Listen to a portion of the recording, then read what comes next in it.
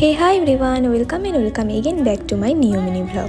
আগের পার্টে তো বড় কাছারি যাওয়া থেকে সেখানে পুজো দেওয়ার সমস্ত কিছু শেয়ার করলাম, আর ওখানে অনেকটা তাড়াতাড়ি আমাদের পুজো দেওয়া হয়ে গেছিল। হাতে যেহেতু টাইম ছিল তাই সবাই মিলে ঠিক করা হলো যে পৈলান মন্দিরে ঘুরে আসা যাক।